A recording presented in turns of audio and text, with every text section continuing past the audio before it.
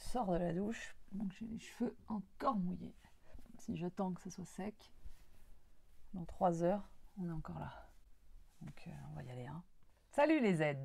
Bienvenue dans cette nouvelle vidéo que normalement donc on va regarder ensemble puisque je vais la poster jeudi à 18 h. Donc normalement au moment où tu peux regarder cette vidéo pour la première fois, si c'est jeudi 18 h, le jour où je la publie, je suis derrière le chat pour échanger avec toi. J'ai choisi une thématique qui va s'adresser plus particulièrement aux parents d'enfants zèbres ou aux enfants eux-mêmes, puisque je sais que certains regardent cette chaîne. Ça n'exclut absolument pas les adultes qui sont sortis du système scolaire de regarder cette vidéo, parce que ça peut faire écho à des souvenirs d'enfance, justement. Donc ça peut toujours expliquer un peu mieux son fonctionnement et son passé. Ce que j'avais envie de partager avec toi aujourd'hui, c'est les 3 conseils que la psychologue qui a testé mes enfants leur a donné au moment de la restitution de leurs résultats. J'ai 2 garçons, un qui va bientôt avoir 13 ans. Quand il a été testé, il avait 12 ans, 11 ans. Alors, il va avoir 13 ans, mais là, il en a 12, ça fait 1 an. Donc voilà, au moment du test, il allait avoir 12 ans, c'est-à-dire qu'il avait à peu près 11 ans et demi. Il était à la fin de son CM2.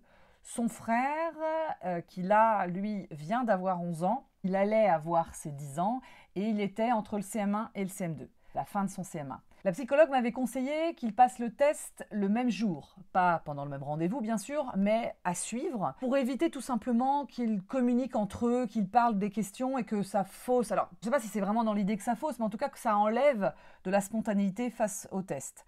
Ça n'a pas pu se faire malheureusement parce qu'à ce moment-là, mon deuxième venait de se casser le poignet. Même s'il n'y a pas beaucoup d'écriture à faire pendant le test de QI, il y a quand même besoin de son poignet et d'écrire. Mes 2 enfants ont donc été identifiés zèbres. La psychologue a donc préconisé pour mes 2 enfants un saut de classe. Donc ils ont tous les 2 sauté la 6e. C'est pas forcément très répandu. Bon, je ne vais pas en parler dans cette vidéo. Si ça vous intéresse, je pourrais faire une vidéo sur les sauts de classe et partager mon expérience du saut de classe de la 6e. Tout ce que je peux vous dire, c'est que ça se passe très bien.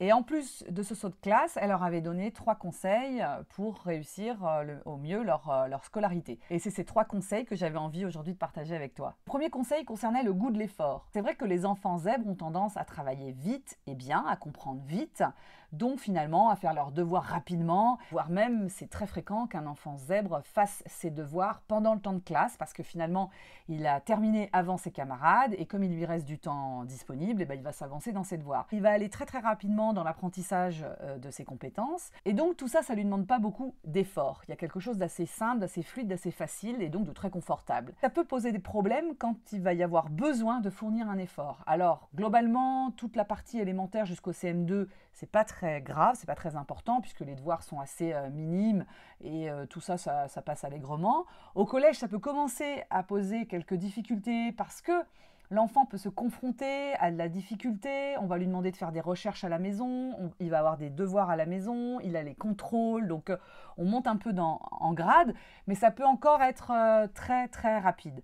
Là où ça peut poser problème, c'est à partir du lycée, où là finalement on va attendre de l'élève un peu plus d'efforts, de se confronter finalement et de chercher, c'est-à-dire que plus on avance dans la scolarité, et moins c'est le résultat qui compte, mais le déroulé, le processus pour arriver au résultat. Et ça va demander un effort. Et si l'enfant n'a pas été habitué et n'a pas pris goût à l'effort, il ne va pas avoir envie de rentrer dans l'effort et alors on peut assister à une chute de notes, à des notes qui ne suivent pas. Le goût de l'effort, c'est vraiment ça, c'est aimer que les choses soient pas si simples, aimer qu'on n'y arrive pas forcément du premier coup, aimer passer du temps à chercher une solution, à la résoudre, y trouver une certaine satisfaction.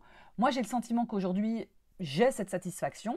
Je ne dis pas que c'est tout le temps plaisant de passer du temps et de se confronter à de la difficulté, mais il y a quelque chose de challengeant, il y a quelque chose aussi qui nous pousse à aller plus loin, qui nourrit notre fonctionnement de réflexion, donc qui est assez agréable finalement pour un cerveau de zèbre. Mais encore une fois, je crois qu'il est, c'est vrai, essentiel de pouvoir l'apprendre à nos enfants dès leur plus jeune âge. Pour parler de l'expérience de mes enfants, donc mon deuxième qui vient de sauter sa 6e puisqu'il est là en 5e, il s'est confronté à de la difficulté, les choses sont devenues un cran plus difficile et j'ai vu que mon fils, il baissait souvent les bras là-dessus, il se décourageait, il disait qu'il était nul, qu'il n'y arrivait pas, qu'il n'y arriverait jamais. Bon, après, c'est le tempérament aussi, on va dire, de mon fils. Hein.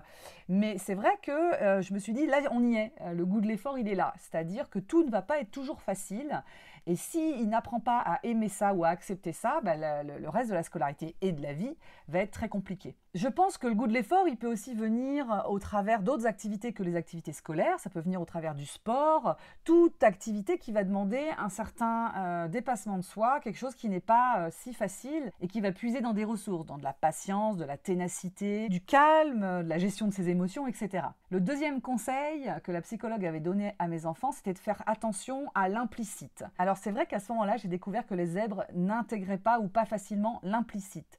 C'est-à-dire qu'il y a une difficulté à comprendre ce qu'on peut nous demander, ou en tout cas à comprendre ce qu'il y a derrière ce qu'on nous demande.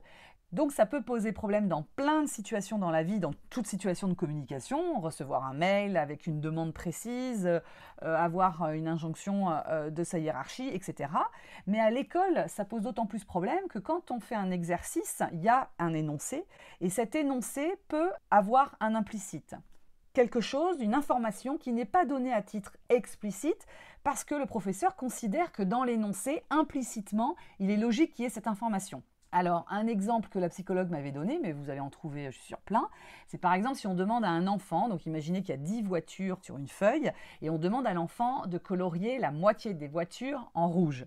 Il y a deux façons de prendre le problème, ou l'énoncé, c'est de prendre les 10 voitures et de se dire qu'il faut en colorier 5, et en l'occurrence, c'est ce qu'attend l'instituteur ou le professeur, mais vous pouvez très bien aussi avoir un enfant qui va prendre les 10 voitures et qui va colorier par la moitié chacune des voitures. Les deux façons de répondre à l'énoncé sont justes, mais c'est vrai que dans un exercice, ce qui était cherché là en l'occurrence, c'est de pouvoir déterminer que la moitié de 10 fait 5. Et donc à partir du moment où le zèbre va avoir du mal à comprendre, à intégrer, à voir l'implicite dans l'explicite, il peut avoir une chance sur deux de se tromper. Et ce qui va se passer dans bien des cas, c'est que le professeur va estimer que l'enfant fait preuve d'insolence. Parce que finalement, ça aurait dû être évident de comprendre l'énoncé et que finalement c'est une façon de se moquer, de prendre les choses d'une manière non sérieuse, avec du recul et moqueuse. Donc va s'en prendre à l'élève en prenant vraiment ça comme un comportement insolent qui vient le remettre en question, qui ne prend pas les choses au sérieux. Et là, ça va devenir une injustice énorme pour le zèbre, qui d'une, ne va pas comprendre déjà pourquoi il se fait réprimander alors qu'il pense avoir répondu correctement à l'énoncé, et de deux, qui ne voit pas en quoi il a faux. Parce qu'à partir du moment où c'est de l'insolence, l'instituteur ou le professeur ne va pas lui expliquer. Donc va le laisser comme ça dans une sorte d'incompréhension totale qui peut également être source d'un décrochage, d'une perte de motivation, c'est-à-dire que l'élève va dire « si c'est comme ça, je laisse tomber ». Surtout que le zèbre a un caractère assez entier de c'est tout blanc ou c'est tout noir. Cette mise en garde de la psychologue vis-à-vis de l'implicite des énoncés scolaires, ça m'a beaucoup aidée parce que je me suis rendu compte que très souvent, par exemple, quand on m'envoie un mail, je demande à reformuler le mail pour être sûr que j'ai bien compris. Comment faire pour améliorer sa situation, puisqu'on ne peut pas changer sa logique? La psychologue a invité mes enfants à ne pas hésiter, à se faire reformuler la demande, à bien lire l'énoncé, à ne pas aller trop vite aussi dans l'énoncé, puisque c'est aussi une caractéristique, c'est de passer à côté de ce qui est demandé en allant trop vite, et de ne pas hésiter à demander au professeur, à l'instituteur, de reformuler son attente plus précisément s'il y avait un petit doute ou pour venir confirmer que l'énoncé était bien compris.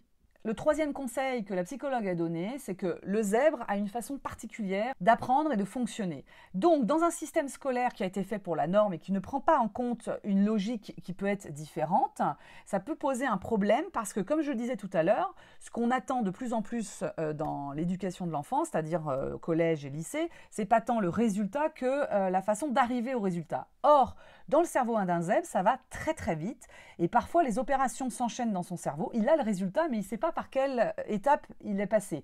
Donc, il va mettre le résultat. Alors, jusqu'en CM1, CM2, ça passe à peu près, mais après, ça passe plus du tout. C'est-à-dire qu'il faut vraiment démontrer le résultat, par exemple en mathématiques. Mais ce n'est pas vrai seulement en mathématiques. En français, par exemple, les professeurs attendent une explication, un déroulé. Chez mes enfants, ils ont tendance à aller directement et à ne pas mettre trop de fioritures. Donc là aussi, il faut pouvoir avoir une sorte de déroulé de méthode. À l'école, on apprend une méthode. Le conseil qui était donné, c'était d'apprendre par cœur cette méthode, même si elle ne rentre pas dans sa logique, de l'apprendre par cœur, de restituer la méthode et éventuellement de vérifier le résultat ou de processer différemment selon sa logique pour vérifier que les deux résultats coïncident. Donc, le conseil, c'était de suivre et d'apprendre par cœur la méthode académique pour pouvoir la restituer. De se forcer à aller vers cette méthode académique en se disant que c'est ça qui est attendu, même si c'est pas comme ça qu'on fonctionne. Alors, c'est vrai que ça demande un effort supplémentaire, ça demande à rentrer un petit peu dans le moule. L'idée, c'est vraiment de faciliter la réussite scolaire de nos enfants. Je donne un exemple par rapport à mon aîné et à un exercice de maths où il ne comprenait pas qu'il fallait réécrire l'équation à résoudre sur chaque ligne. À chaque fois avec une opération de fait. Donc il avait tendance à faire plusieurs opérations en même temps et à aller très vite dans le résultat.